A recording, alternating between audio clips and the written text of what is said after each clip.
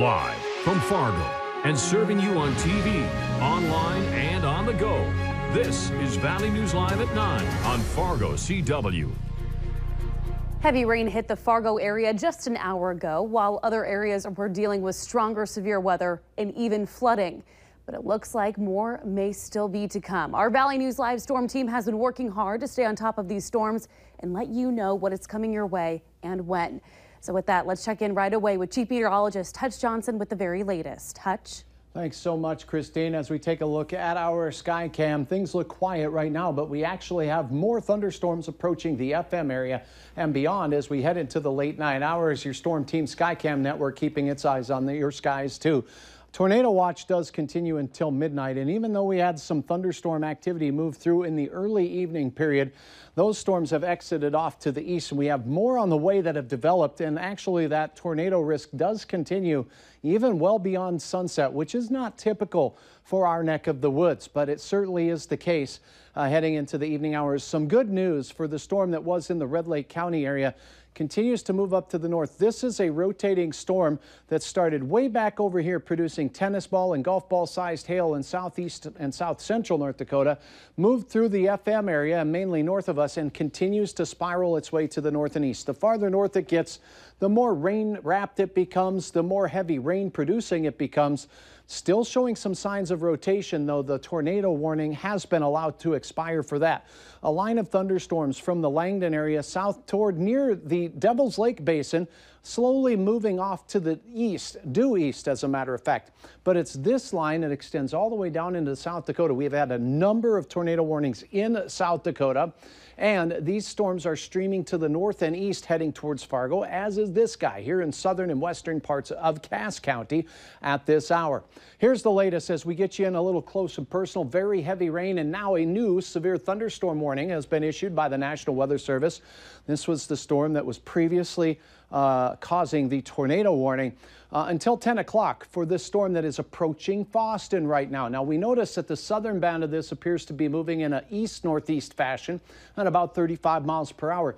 But the northern flank of the storm will continue off of this direction more northerly and more towards parts of eastern Marshall County as we go through the next half hour or so. There is some rotation in this, but it's a lot less organized than it was earlier. We will keep a very close eye on that. But if you're in the path of this storm, very gusty straight line winds will be potentially the outcome of this storm as it moves north and east. Now, getting you into the Red River Valley, we have from Hillsboro straight south to the FM area and out towards Castleton, Tower City, and Valley City. Thunderstorms continue to persist in these areas, and this one here heading towards Castleton has this little appendage to it. There's some shear with these storms and a lot of heavy rain. Northern Cass all the way toward Page and northern Barnes County out there near Lake Ashtabula. Now, as we take a look at the hail potential, we see a little bit of color here. Nothing severe risk here hail-wise at this particular time, but there is some shear in these storms, and again, the environment is one that's conducive towards producing quick tornadoes even in the dark hours of the night. We're going to keep very close eye on those for you. Also, Barnes County and down towards Dickey and Lemoore counties, time after time, thunderstorms have been passing through your areas. We have flood advisories, much of Barnes County, Dickey, Lemoore, and now as we look, another one here, northern Cass, parts of Trail and parts of Norman County in a flood advisory. And with Fargo approaching 7 inches below average, the rain in Fargo will be welcome. If we can get more, we'll keep you up to date. We'd like to hold that severe weather at bay. 66 at Hector. The wind from the north now at 7 miles per hour, indicating a little bit of change there. 61 Devil's Lake, 63's Valley City and Jamestown. Temperatures from the mid-60s in northwest Minnesota to low 70s through Lakes Country, Wadena through much of Otter Tail and Becker counties. Hour-by-hour forecast, let's get you into the 10 o'clock time frame, showing this main line passing through at 10. And then as we go between 10 and 1, these should quickly surge off to the east. There will still be a severe risk. And the later we get at night, that risk should turn more into a straight line wind event, with outflow from these thunderstorms being the potential main hazard. Now, we still could see some producing large hail, but it appears that that threat has diminished somewhat. in the last couple of hours. Tomorrow morning starts off quiet. Will be sunny with light winds through most of our afternoon, and it won't be hot, but it looks to be much quieter and drier for the better part of the day. Thunderstorm risk includes the risk of tornadoes today, actually into the night and into the overnight hours. And let's go ahead and take a look at your planner for Fargo. Temperatures tomorrow morning, 53, ramping up into that 70-degree range. Winds will be southwesterly 5 to 15 miles per hour. Hometown numbers will generally be near 70 degrees almost across the board, and all of us should enjoy quieter and sunnier weather. Diane uploading a great sunset. Let me get you to your 7-day planner as we take a look at drier weather the next 2 days. That means Wednesday and Thursday, quieter and back to near 80 for Fargo on Thursday. But then expect wet weather Friday, Saturday for the Bison game here in Fargo, and on Sunday as well, with cooler weather carrying us through the weekend and beyond into next week. It appears a very good chance of accumulating rain. And just a note here from Robert. Thank you, Robert. A new warning for Ransom, Richland, Sargent County. Oh, yeah. You can see that guy way down there. It encompasses this cluster of storms. It is a thunderstorm warning until 10 o'clock. And Christine, the threat from this storm will be hail upwards of 1 inch in diameter, which is located now not far from the Gwinner area, just south of Gwinner, and it will be moving in the general direction of Wyndmere as we go through the next 45 minutes. We'll keep you updated on all these storms again periodically through the program. All right, thank you, Hutch. And if you are out and about, maybe out at dinner, make sure that you have your Valley News Live Storm Team weather app. That way you can keep up with the weather anytime, anywhere. You'll be able to get the latest forecast conditions so you can plan your day, your evening, you name it. Just search VNL Weather in the App Store and download it for free. Beer cans underneath trees and in yards. People have come to expect this every time college starts in the fall. This is an ongoing issue every school year, but more recently, people have reached out to us wanting to bring some attention to the problems happening in the neighborhood surrounding North Dakota State University.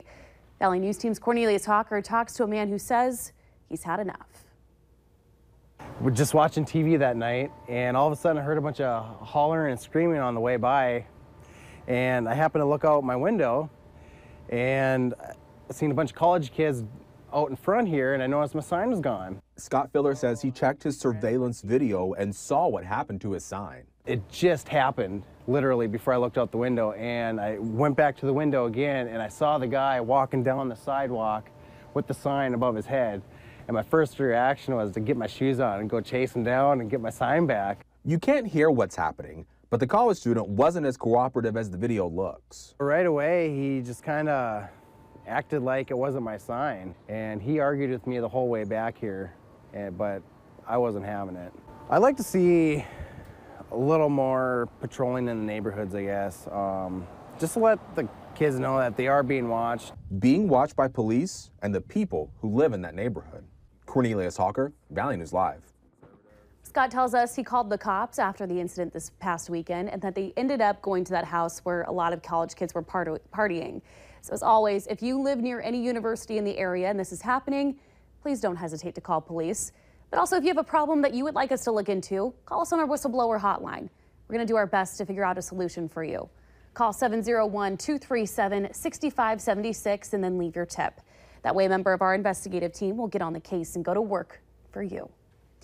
Moorhead police are asking for your help finding a woman who ran away from home.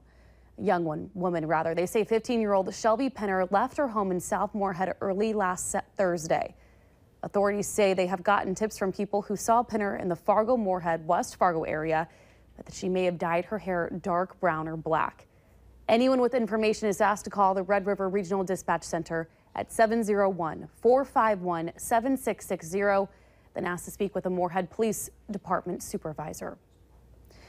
Also new for you now at 9, we now know the name of the Petersburg, North Dakota man killed by a drunk driver. 58-year-old Alan Miller was hit head-on while riding his motorcycle last night around 9 o'clock on County Road near Larimore. State troopers say 43-year-old Paul Lilja of Larimore turned in front of a motorcycle, and that's when the rider was thrown from the bike and then killed. Police are withholding, Lilja was then arrested for DUI. Be sure to stick with us for more updates on this story. Now, also new for you now at 9, one man is dead after a motorcycle crash in a construction zone near Alexandria. That happened around 4 o'clock today near LeGrand Township. The Minnesota Highway Patrol says that a 51-year-old man from Las Vegas was driving westbound. Excuse me, we have the wrong graphic up. We apologize. When the crash happened, investigators say that the man drove into the median and then hit a barrier post, throwing him from the motorcycle. He then hit another cable barrier post and ultimately died from his injuries. The Minnesota State Patrol says that they plan to release the man's name tomorrow morning.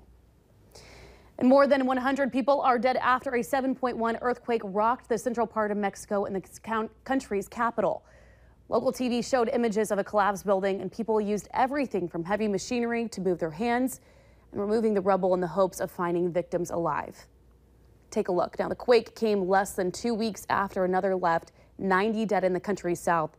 And it happened as Mexicans commemorated the anniversary of a 1985 quake that killed thousands. There are still questions surrounding the death of a 17-year-old high school student who was visiting friends at NDSU. One mom's Facebook post about what happened is getting shared over 1,000 times, even by the family of the teen who died. The mom went to pick up her son, who also lived in the dorms on the same floor, the same day as the teen that died. Her post on Facebook reads, "That could have been my son." She went on to encourage students to look out for one another, check in on one another, and be kind of the friend who doesn't walk away. We are very imperfect parents, every single one of us, and our kids are imperfect. I don't expect my kids to do perfect things, but I want them to learn from every mistake. And they're going to make mistakes. We just don't want them to be a life-changing mistake. The cause of the 17-year-old's death has not been released, although students tell us he was drinking with a group of friends. The BCI is investigating. Tax breaks from a big company, pay raises for city employees, and higher taxes for you. That's the situation in Grand Forks as they completed their next year's budget. Valley News Team's Ryan Laughlin breaks down where the money is going.